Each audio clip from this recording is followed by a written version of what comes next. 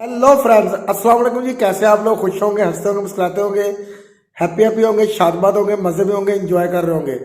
और आज जो मैं वीडियो लेके हाजिर हुआ हूँ ना, वो वीडियो है वाकई बड़ी कमाल की, क्योंकि इस वीडियो ने पाकिस्तान में भी तहलका मचा दिया है। तो वीडियो देखेंगे कि वीडियो में ऐसा क्या है जिससे पाकिस्तान भी हिल गया है। तो वीडियो अच्छी लगे तो शेयर कीजिएगा, चैनल को सब्सक्राइब कीजिएगा, वीडियो को लाइक कीजिएगा। तो चलो आओ वीडियो देखें।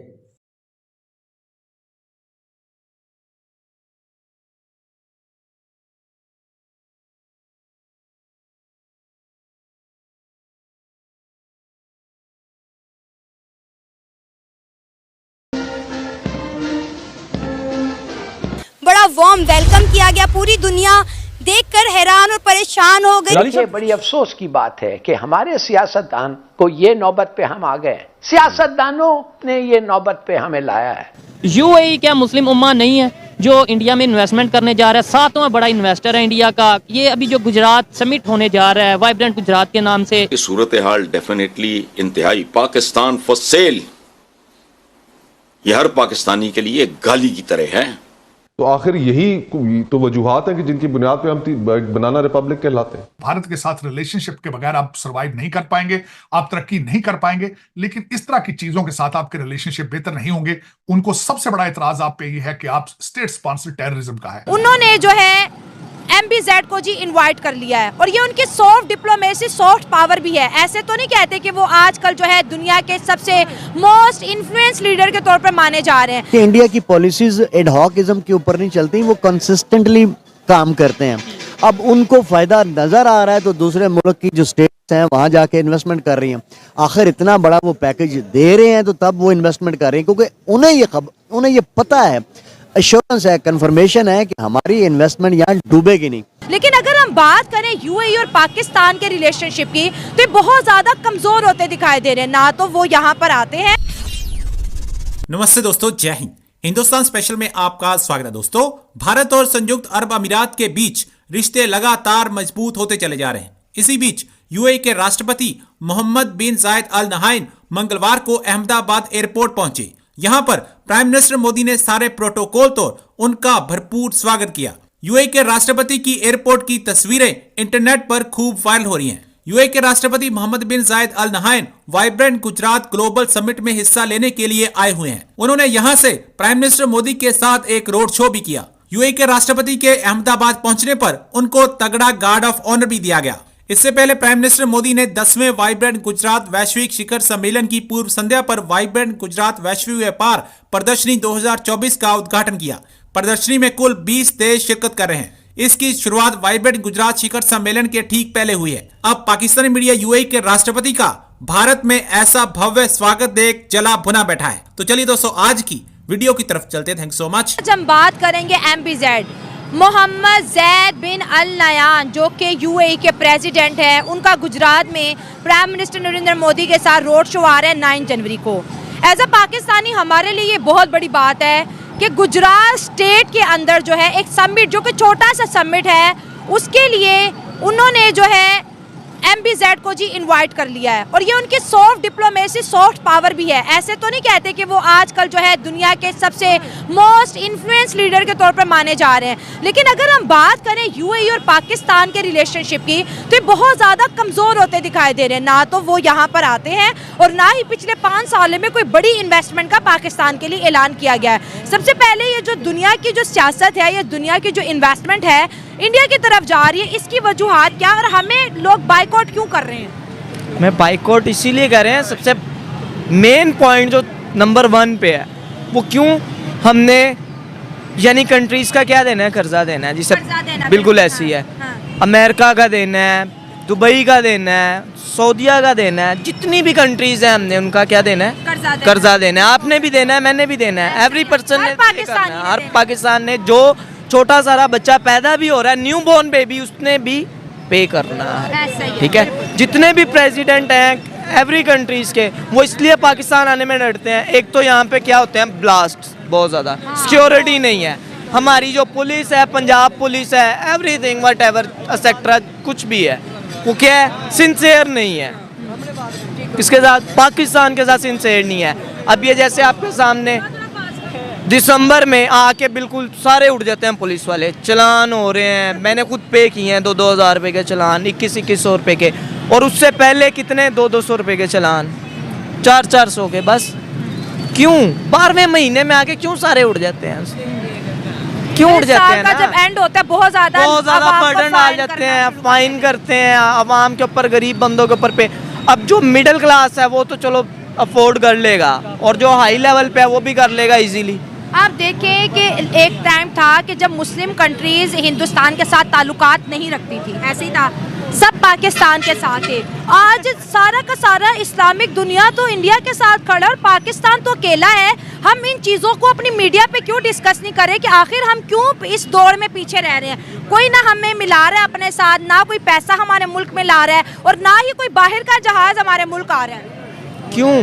क्योंकि पहला ही हमारा उनके साथ जो पहले कॉन्ट्रैक्ट हुए हैं वो ही उन्हें हमें पे ही नहीं किए। वो देन कैसे ट्रस्ट करें आपके ऊपर, कैसे पाकिस्तान के ऊपर ट्रस्ट करें? इसलिए पाकिस्तान अकेला हो गया, इसलिए पाकिस्तान से दुबई भी पीछे हट रहा है, सऊदीया भी पीछे हट रहा है, अमेरिका तो बहुत ही पीछे है ना, लास्ट पे है। और अब हर बंदा पाकिस्तान में क्या कर रहा है जी, डॉलर अर्न करूँ, फ्रीलांसिंग करूँ, मोबिलिटी करूँ, कैंपेन्स करूँ, व्हाटएवर। यार अंग्रेज़ों को तुम पागल बना रहे हो। अगर उन्हें पता लग जाए ये पाकिस्तानी है, वो स्कैम करके, आर यू स्कैमर। स्कैमर का मीनिंग क्या है आप मुझे बताएं? मतलब अगर कोई लीगल तरीके से भी काम करे उसको भी दुनिया ट्रस्ट नहीं कर रही ट्रस्ट। फोर्सेज है, ठीक है, उसके बाद अमेज़न है, ठीक है, इतनी ज्यादा ऐप्स हैं, कोई ट्रस्ट नहीं करता। गुजरात समिट होने जा रहा है गुजरात में, जिसका 10वां एडिशन है, और उसमें यूएई के प्रेसिडेंट, चेक रिपब्लिक के प्रेसिडेंट और भी बहुत कंट्री से वहां पे लोग जा रहे हैं। बिजनेस के हवाले से डील होने जा रही है। आज हमारे साथ मौजूद हैं एडवोकेट हाशिम न्याजी साहब। बहुत ही रैशनल बात करते हैं, सीधी आज टॉपिक पे बात करेंगे। क्या वजह है मुस्लिम उम्मा पाकिस्तान को चुम्मा क्यों नहीं दे रही? मतलब हमारे यहाँ पे इन्वेस्टमेंट क्यों नहीं आ रही, हमारे यहाँ पे रिलेशन क्यों नहीं बेहतर किए जा रहे, इंडिया के साथ रिलेशन बेहतर किए जा रहे हैं, और भी बहुत सी ऐसी चीजें हैं जो डिस्कस करेंगे। अस्सलाम वालेकुम सर। वालेकुम अस्सलाम। कैसे हैं? Fine well. सर सबसे पहले तो ये बताना चाहूंगा कि आपकी जो पहले हमने रिकॉर्डिंग एक वीडियो टॉपिक किया था वो बहुत पसंद किया गया, हिस्ट्री के हवाले से खास तौर पे जो आपने बातें की। शुक्रिया, बहुत शुक्रिया आपने। आज मैं ये चाहूंगा कि डायरेक्टली कुछ ऐसी चीजें हैं जिनके ऊपर डिस्कस किया जाए कि हमें ये बताया जाता है जी पूरी दुनिया के मुसलमान एक हैं, मुस्लिम उम्मा, और ये सारा कंसेप्ट हमें बताया जाता है।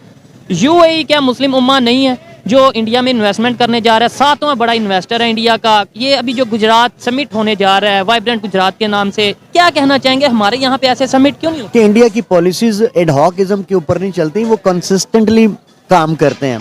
अब उनको फायदा नजर आ रहा है तो दूसरे मुल्क की जो स्टेट्स हैं वहां जाके इन्वेस्टमेंट कर रही हैं। आखिर इतना बड़ा वो पैकेज दे रहे हैं तो तब वो इन्वेस्टमेंट कर रही हैं, क्योंकि उन्हें ये पता है, एश्योरेंस है, कंफर्मेशन है कि हमारी इन्वेस्टमेंट यहाँ डूबेगी नहीं। और गुज़िश्ता कई सालों का अगर इंडिया का आप ट्रैक रिकॉर्ड निकाल के देखें तो वहाँ दुनिया जहान की मल्टीपल कंपनीज काम कर रही हैं। कभी आया आपके सामने कि उनका ये फड्डा पड़ गया, उनका ये फड्डा पड़ गया, या वो ये क्लेम कर रही हो कि इंडिया के जो फाइनेंसर हैं या इंडिया के जो बिजनेसमैन उन्होंने हमारे साथ चीट कर दिया है, फ्रॉड कर दिया, धोखा कर दिया? इस तरह की कोई स्टेटमेंट होना तो ये चाहिए था कि पाकिस्तान अगर एटम बम रखता है या एटॉमिक पावर है तो यहाँ तो ज़्यादा खुशहाली होनी चाहिए। अगले इन्वेस्टर को तो यहाँ ज़्यादा एश्योरेंस होनी चाहिए कि यार एटम बम वाला मुल्क है, ये टूटेगा नहीं, इसके अंदर किसी किस्म की कोई ऐसी पॉलिसीज नहीं आएंगी। लो जी, वीडियो देखिए। वीडियो वाकई बड़ी कमाल की है, वाकई यार अमेजिंग न्यूज़ है, क्योंकि दुबई के प्रेसिडेंट मोहम्मद जैद बिन नयान जो MBZ जो आए हैं हिंदुस्तान में, और वो देखे कितनी पर्सनैलिटी है उनकी कि मोदी सरकार खुद वहाँ पे पहुंचे हैं और उनका पुरतपाक इस्तकबाल किया, और ऐसा है शानदार इस्तकबाल किया है कि वो खुद हैरान हो गए MBZ कि यार इस चीज़ की उनको उम्मीद नहीं थी कि इतना पुरतपाक इस्तकबाल करे। क्योंकि मैं एक बार बता दूं, जो मुझे समझ लगी है वो ये समझ लगी है कि सियासत का बेताज बादशाह जो है ना मोदी सरकार है। सियासत मोदी सरकार को करनी आती है। मोदी सरकार को पता है कि किस मुल्क के साथ किस तरह के रिलेशनशिप हमें रखना चाहिए, ठीक है। अब मोदी सरकार ने जो दुबई के साथ रिलेशन बनाया अपना, वो तारीख में नहीं दोबारा बनाया जा सकता, क्योंकि एक बहुत बड़ी जो ना इन्वेस्टमेंट वो दुबई वाले हिंदुस्तान में करने जा रहे हैं, बहुत बड़ी इन्वेस्टमेंट, ठीक है जी।